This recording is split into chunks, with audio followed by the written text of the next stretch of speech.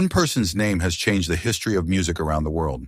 He was born in darkness, raised in contempt, and rose to the top after dozens of failures. But what happened next changed everything. Because behind the success, there was a collapse that no one expected.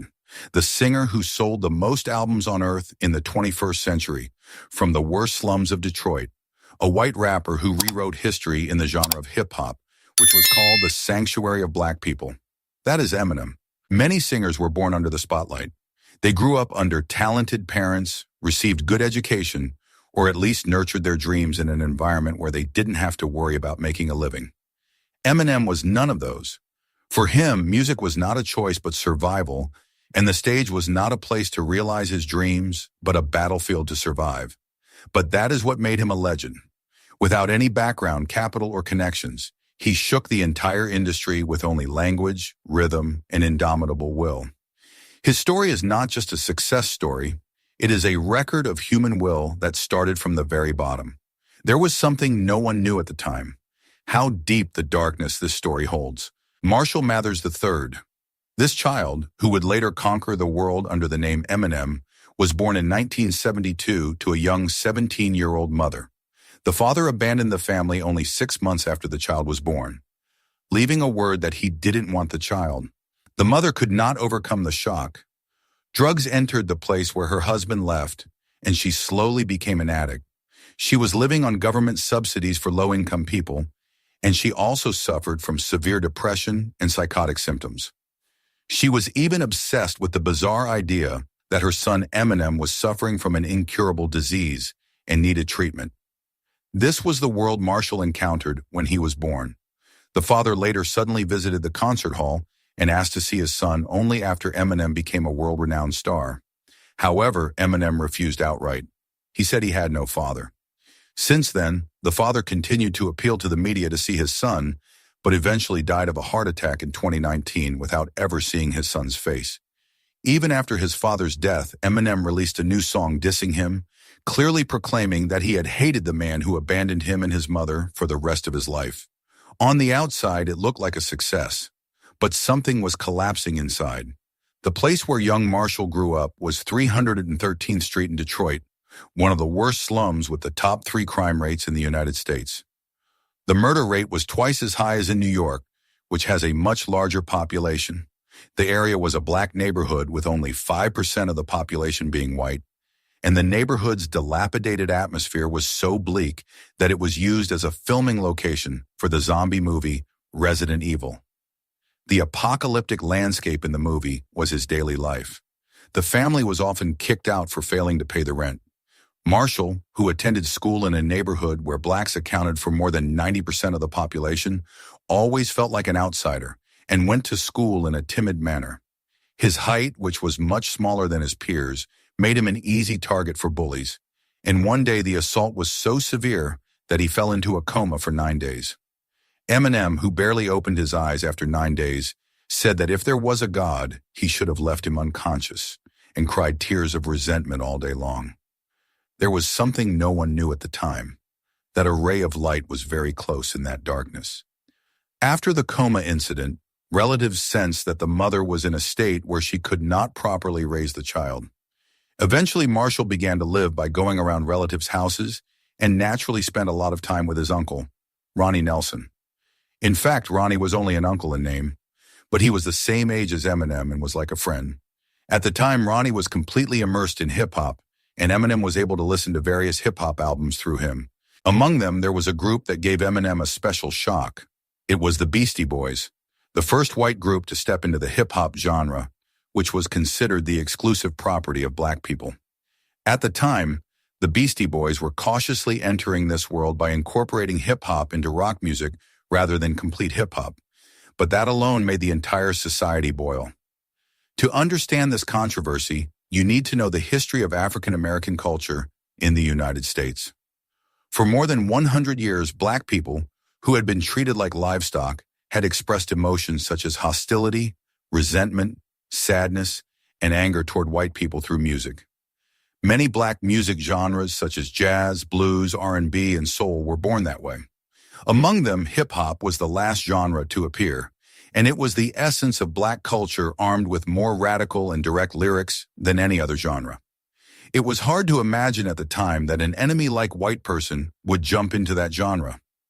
Nevertheless, Eminem thought, watching the Beastie Boys walk into this world despite the booing, I can be a white rapper too. Since that day, he spent all day writing rap lyrics in his notebook and completely immersed himself in the life of a rapper, as if he was talking in rap even when talking to his Uncle Ronnie. Eventually, when he was 17 years old, Eminem dropped out of school and decided to seriously pursue the path of a rapper. Even Ronnie, who led him into the world of hip-hop, was strongly opposed. He said that even though we whites can listen to rap, we can never be recognized as rappers. Don't have vain dreams. But Eminem turned a deaf ear and participated in amateur rap performances full of black people. And with Uwana and without any warning, everything fell apart. His first performance, which was intended to make the eyes of black audiences widen with his polished skills, ended in a disastrous failure. He was not only booed, but even dragged off the stage. The reason was simple. Because he uttered a word that a white person should never say while rapping. It was the famous N-word. Originally referring to black slaves, this word is sometimes used as an expression of intimacy among black people, but it is an extreme taboo that can threaten one's life the moment another race utters it.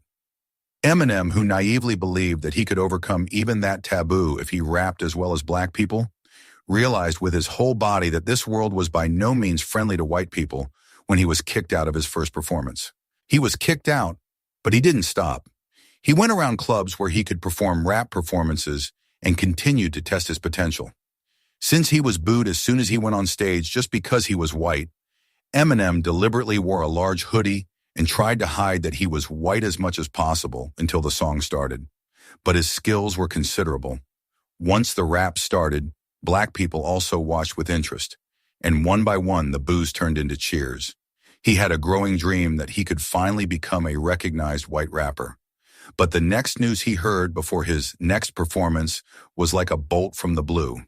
His Uncle Ronnie, who led him into the world of music and was like a real brother, had committed suicide. He was only 19 years old. He said he pulled the trigger because he was pessimistic about being dumped by his girlfriend. This is the part that most people never hear. The first emotion Eminem felt when he heard this news was not sadness. It was anger.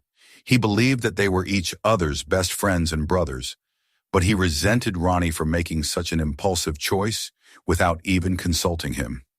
He did not attend the funeral and did not even send a bouquet of flowers after everything was over, thoroughly rejecting his death. But that anger didn't last long. The anger gradually turned into longing, and the longing soon deepened into an unbearable sense of loss. Eminem even completely stopped his music career, which had just begun to gain recognition, and spent his days aimlessly in his room.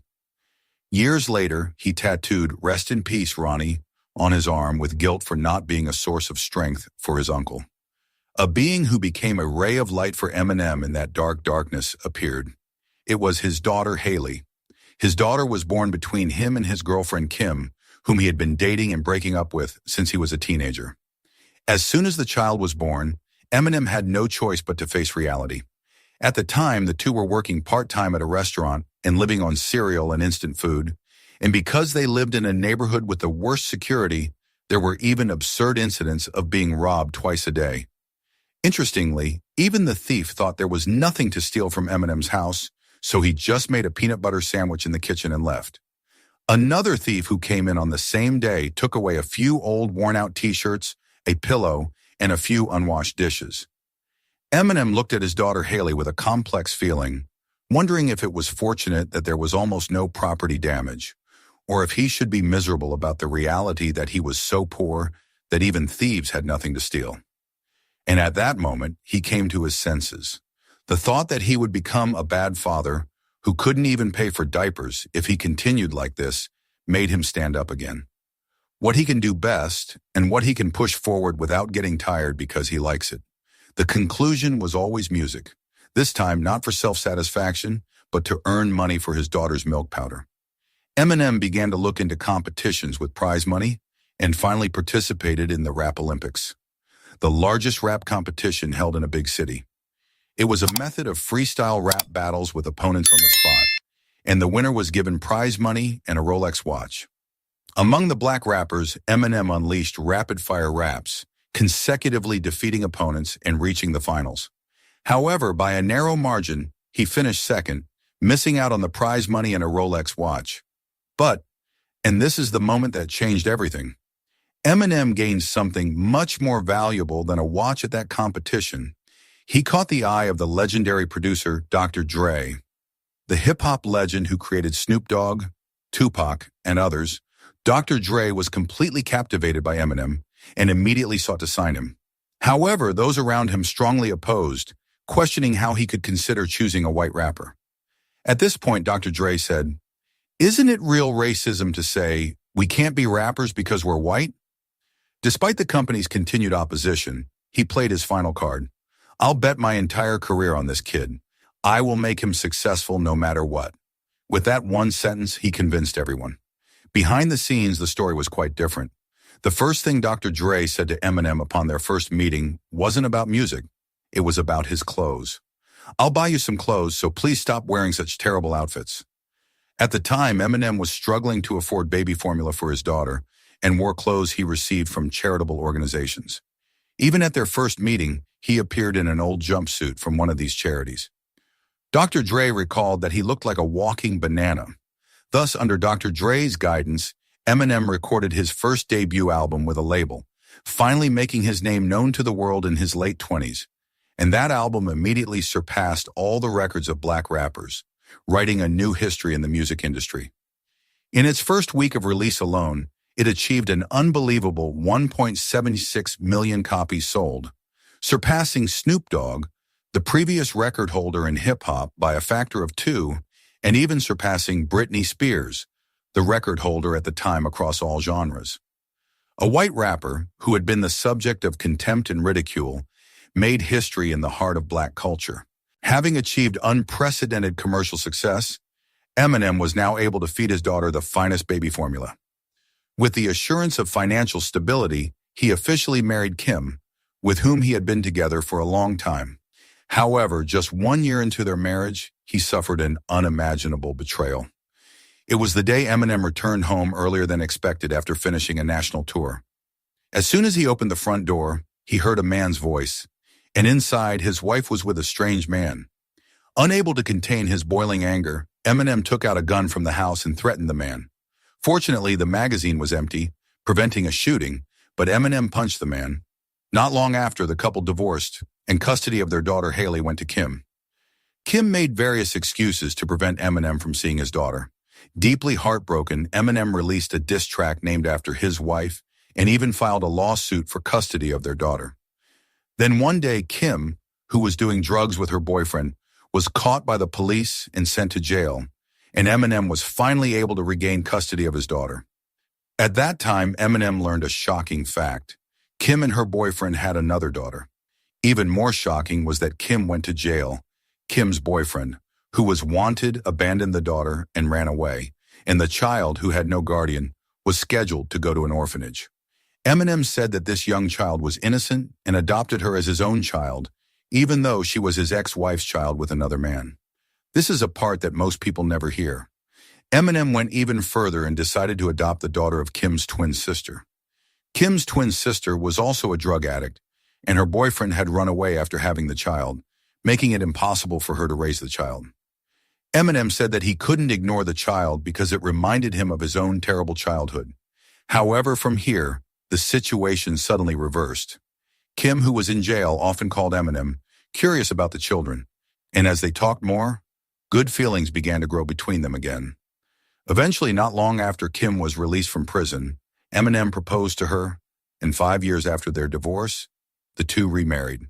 The daughters were happier than anyone else and wrote congratulatory letters with their tiny hands and read them at the wedding. But their second marriage was as precarious as broken glass, forcibly glued together. Only a month after remarrying, they separated and soon divorced again. Eminem, who had divorced the same person twice in a row, swore to himself on the day the divorce was finalized that he would never marry again until he died. In fact, even now, well over 50 years old, he is keeping that vow. The second divorce was splashed across the media, drawing criticism and ridicule that they had only hurt the children by reuniting. Eminem, who had as many haters as he had fans, was constantly booed even while giving his acceptance speech at award ceremonies, creating a near-broadcast accident. As these days continued, Eminem began to suffer from extreme stress. Especially the stress from malicious comments became so severe that he hired someone to take over his internet access entirely. He had someone else use the internet on his behalf, cutting himself off from the online world. In an interview, he even said that if he saw even one more malicious comment, he would probably be hospitalized in a mental institution. Even after cutting off the internet, his insomnia did not improve. Then one day, he reached for something he should never have touched, a drug that an acquaintance gave him, claiming it was good for sleep. Hesitantly, Eminem swallowed the pill, and that night slept like a log. It was a sleeping pill famous in the United States as a treatment for insomnia. Experiencing this amazing effect, Eminem began to rely on the drug. The problem was that as the period of taking the drug lengthened, his body began to adapt, and the drug's effectiveness gradually decreased. Eminem increased the dosage, and severe side effects began to appear. He remained in a daze all day long, and frequent memory loss occurred. There were times when he was shocked to see his own videos taken a few days earlier, wondering if he had ever done that. During this period, Eminem confessed that a full 5 years of his memory had been completely erased, and, without any warning, everything collapsed. During this time, Eminem recklessly released an album while not in his right mind, and that album was full of brutal lyrics and excessively changed techniques, seemingly revealing his unstable mental state. Even longtime fans felt alienated, and it recorded significantly lower sales than previous albums. Even the album cover featured Eminem's face among pills, clearly showing his drug addiction throughout the album. Even with the situation reaching this point, Eminem ignored the warnings around him, saying that it was a legal drug obtained through legal channels. So what was the problem? In fact, because the prescription of narcotic painkillers was so common in the United States, there were many celebrities who disregarded it in this way and suddenly passed away. The king of pop, Michael Jackson, and actor Heath Ledger, famous for his role as the Joker, both passed away suddenly due to overdoses of these addictive drugs. Then one day, a decisive event led Eminem to quit drugs. From a certain point on, his tongue stiffened, and he couldn't speak properly. His pronunciation, which had been famous for its sharp diction, began to falter, and his speech became slurred. Thinking that he would not be able to rap for the rest of his life, he immediately went to the hospital. When the truth was finally revealed, it was something much darker than anyone had expected. The doctor told Eminem that he would have died if he had arrived at the hospital just 2 hours later. None of his organs were intact, and he was on the verge of needing kidney dialysis. The doctor told him to quit the drugs immediately and advised him to find something new to become addicted to in order to break free from his long-term addiction. Eminem decided to become addicted to running, both to take care of his health and to find a new addiction.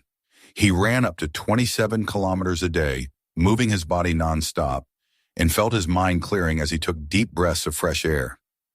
Later, after completely breaking free from his addiction, Eminem would make high-level jokes about this time in front of his daughter, causing her to burst into laughter. There is another aspect of Eminem that is not well known: his values regarding money. In the hip-hop world, where many people flaunt luxury cars and accessories, Eminem is famous for not showing off his wealth. He enjoys wearing brandless t-shirts and hoodies, and his most frequently eaten food is cheap fast food. He loves Taco Bell so much that he even eats it in his dressing room on the day of a concert. Despite accumulating enormous wealth, he is so famous for not spending money that one broadcast even chided him for harming the image of rappers and told him to buy some diamonds. At this time, Eminem confessed that he had actually bought a Rolex watch once, but the twist was that he had bought it and kept it carefully at home, afraid of scratching it. Even before buying it, he had fretted to his manager, asking if it was okay for him to buy a Rolex, and if buying it would mean there would be less money to spend on his daughter. In the end, even after acquiring a 10 million won Rolex, he wore only a 100,000 won watch for many years. A magazine asked him in an interview, "You've been named the best-selling artist in the world for the past 10 years. How do you spend that money? Eminem's answer was this: I just save it. I look at every dollar I see with the thought that this might be the last dollar I see.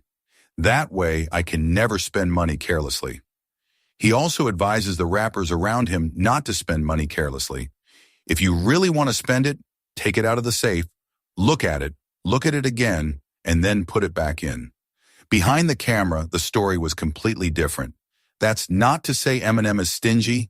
He is giving back quite a bit of money to the local community. He has been steadily donating to Detroit, where he spent his teens every year, including low-income educational facilities, free lunch programs, and public transportation support. Most American celebrities move to LA or New York when they become successful. But Eminem says he loves Detroit and still lives there. In June 2010, Eminem released his seventh album, Recovery, which means recovery. This self-reflective album contained much softer and more emotional lyrics than his previous violent style. His positive changes after treatment were reflected throughout the music. After its release, the album topped the Billboard charts for 5 consecutive weeks, and Eminem, nearing his 40s, declared a spectacular comeback. But what happened next changed everything. Eminem once became a hot topic due to a broadcasting accident. At a Grand Music Awards ceremony, a reporter with wings like a bird flew up into the sky, crashed into the ceiling speaker, and made an emergency landing in the audience, landing right on Eminem's head and sticking his butt in his face. Eminem couldn't stand the reporter, who was trying to continue the proceedings while giggling in the same position, and left the awards ceremony as it was, and the internet was abuzz with this incident for a while. But after a while, the whole story of the day was revealed. In fact, all of this was Eminem's acting. It was a pre-arranged performance. Eminem was so satisfied with his acting that he went back to his hotel and watched the scene he was in, laughing for over an hour.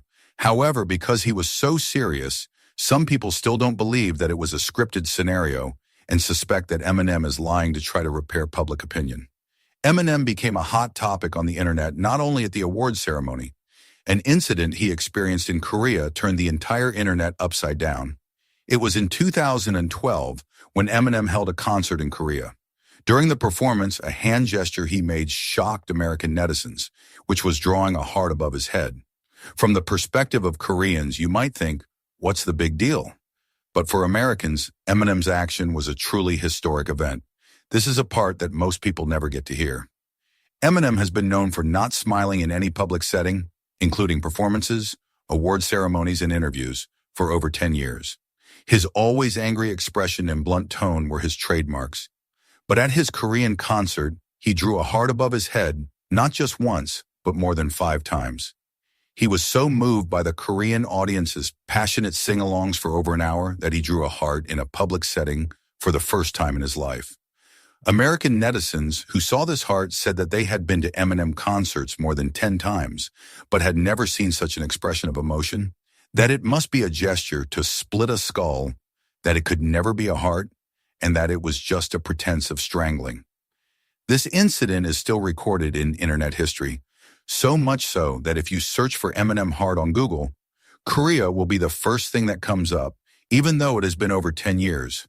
In fact, the experience of the day before also played a role in Eminem's excitement at the Korean concert.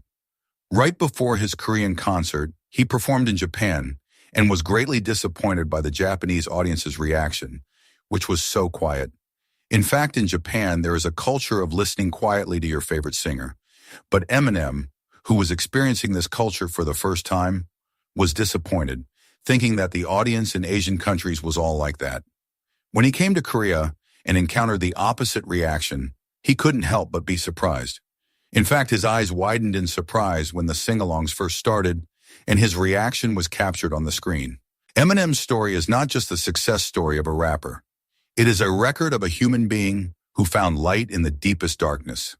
Abandoned, assaulted, and despised, he did not stop. He lost loved ones, was betrayed, and fell into the swamp of addiction, but eventually walked out on his own. He had no father, his mother was destroyed by drugs, and he was beaten at school. But all those wounds became lyrics on his notepad, and those lyrics became a voice that no one in the world could ignore. That voice rewrote history in a genre called the sanctuary of blacks. The reason why he still stays in Detroit, the man who hesitated whether to buy a Rolex while worrying about his daughter's formula milk, is now continuing to donate to his hometown every year. And the reasons why he could not forgive his father who abandoned him until the end, all start from the same root. He never forgot the world that young Marshall experienced. The world gave him nothing, so he made everything himself. And that is why he became a legend.